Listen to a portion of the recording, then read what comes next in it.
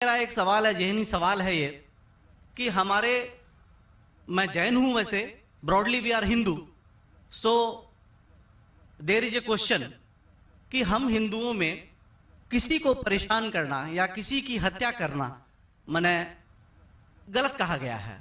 یہ مذہب اس کی اجازت نہیں دیتا، اور جہاں تک اسلام سے میرا تعلق ہے اور اسلام کی مجھے جو تعلیم ہے اور جانکاری ہے، ان کے انسار بے گناہوں کا قتل اسلام میں بھی ورجت ہے.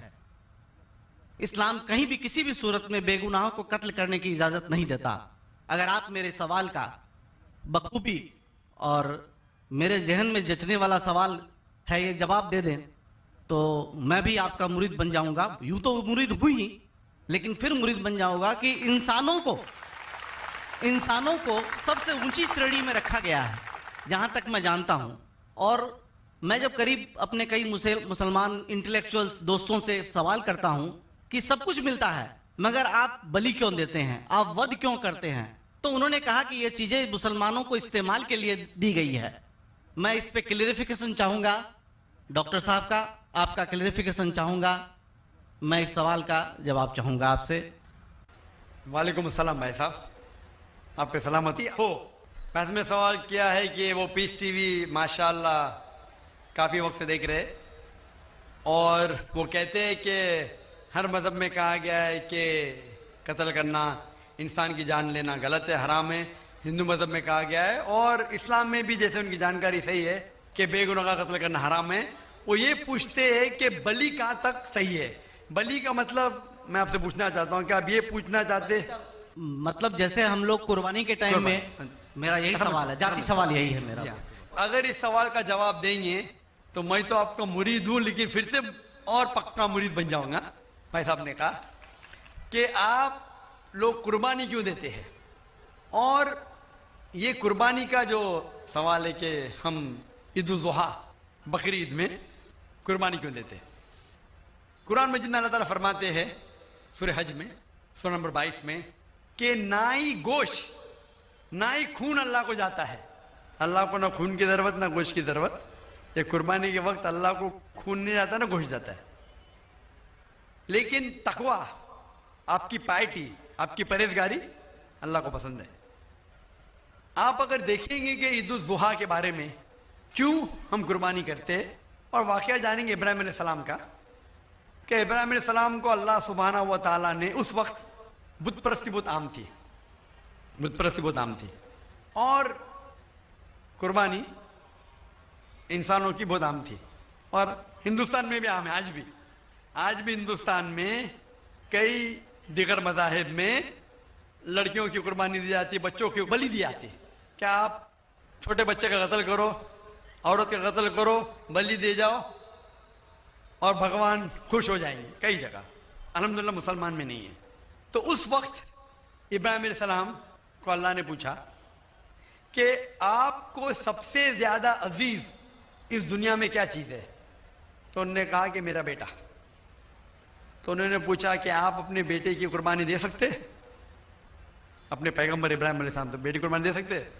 تو وہ چونک گئے، اور اللہ کے پیغمبر تھے. انہوں نے کے بیٹے سے کہا، بیٹے نے کہا بے شک اللہ کے لیے آپ میری قربانی دے سکتے، آپ اپنے ہاتھ پہ پٹی ماننا.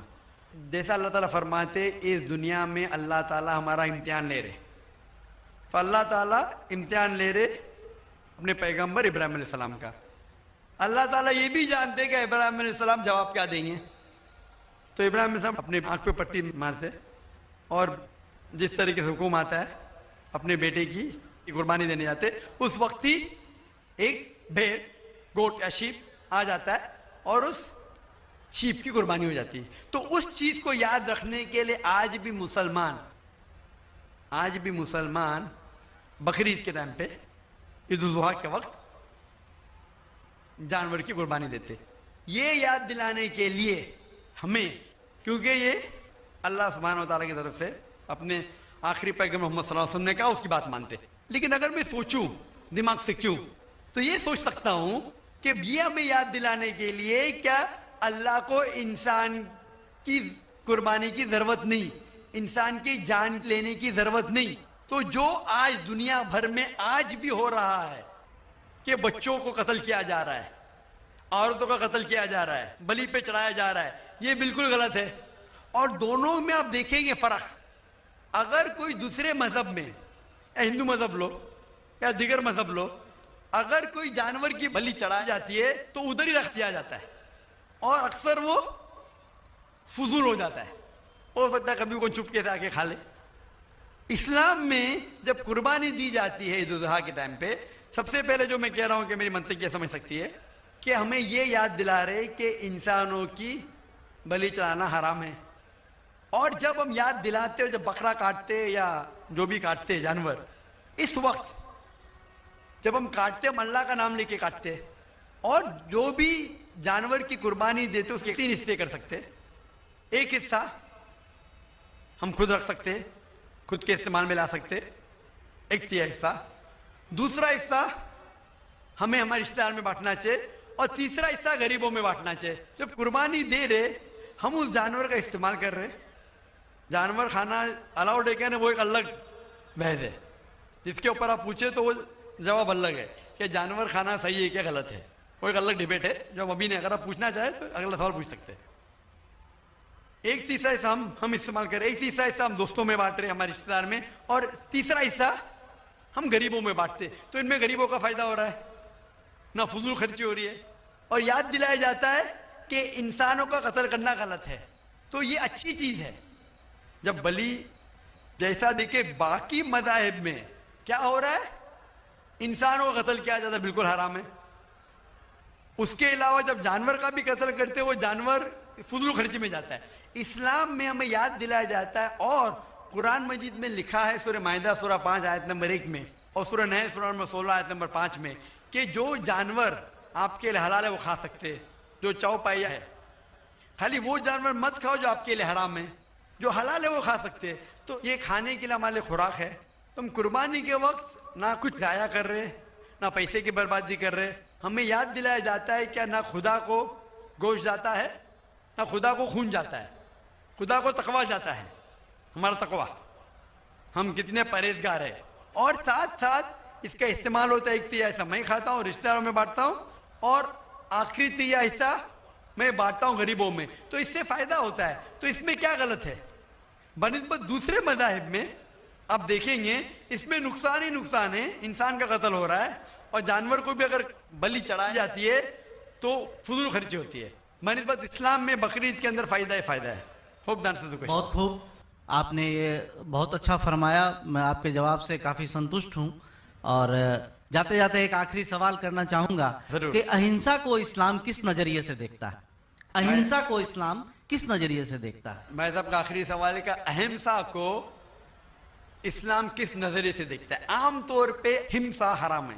اسلام آتا ہے لفظ سلام سے, اس کے معنی ہے سلامتی, امن, شانتی.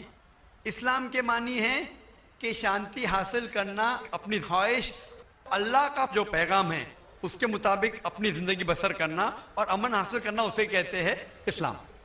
ہمسا عام طور پہ حرام ہے. لیکن اگر مثال کے طور پہ ہم دیکھتے ہیں ہر دیش میں قانون ہے, قانون ہے کہ چوری مت کرو, کسی کا قتل مت کرو. لیکن قانون کے علاوہ پولیس بھی ہے کہ اگر کوئی قانون کو فالو نہیں کرتا ہے, کوئی چوری کرے گا تو پولیس اس وقت زبردستی کر سکتی ہے, پولیس فورس کا استعمال کر سکتی ہے, پولیس کبھی کبھی ہتھیار کا استعمال کرتی ہے امن اور شانتی برقرار رکھنے کے لیے دیش میں. اسی طریقے سے اسلام میں ہمسا عام طور پہ حرام ہے, لیکن ہر انسان شانتی نہیں چاہتا ہے. کچھ انسان جو اشانتی چاہتے ہیں اور جو اللہ کا فرمان پہ عمل نہیں کرتے اور شانتی کو بھش کرنا چاہتے, اس وقت اسلام اجازت دیتا ہے کہ آخری مرحلے پہ آپ ہمسا کا استعمال کر سکتے شانتی لانے کے لیے.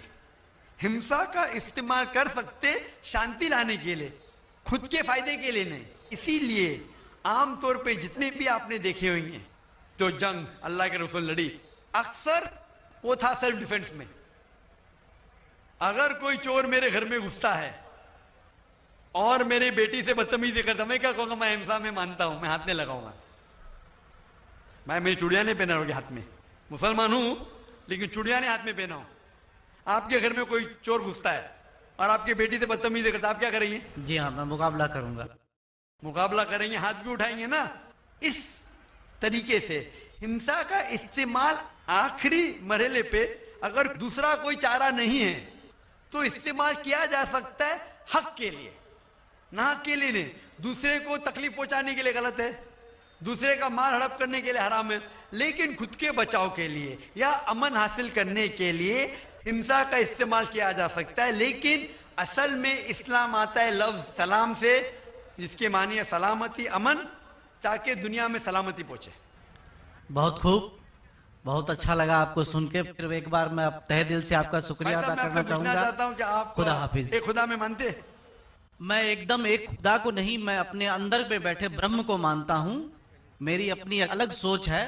میں کسی مندر میں نہیں جاتا ہوں، یہ بات نہیں ہے، جاتا ہوں، لیکن میری اپنے اندر کی آواز ہے کہ انسانوں کی خدمت کرو، انسانوں کی عزت کرو اور بھٹکے ہوئے کو راہ بالکل دکھاؤ. صحیح، میرا بھی یہی ہے. اور میں کسی انسان میں، ہندو ہو چاہے مسلمان، میں اس کھلے من سے آغاز کرتا ہوں. میں کسی سے بھی بھید بھاؤ نہ آج تک کیا ہے، نہ کبھی زندگی میں کروں گا. میرے لیے انسان جو پیدا کیا ہے وہ اوپر والے نے، وہ سبھی ایک ہیں بھائی صاحب اور بالکل ایک صحیح، رہیں آپ نے گے. فرمایا کہ انسان کی خدمت کرنا چاہیے، انسان کی مدد کرنا چاہیے. لیکن میں یہ پوچھنا چاہتا ہوں کہ آپ ایک خدا میں مانتے ہیں، آپ نے کہا. میں یہ پوچھنا چاہتا ہوں، آپ نے تقریر سنی میری پیس ٹی وی پہ، آپ مانتے ہیں کہ محمد صلی اللہ علیہ وسلم آخری پیغمبر ہے؟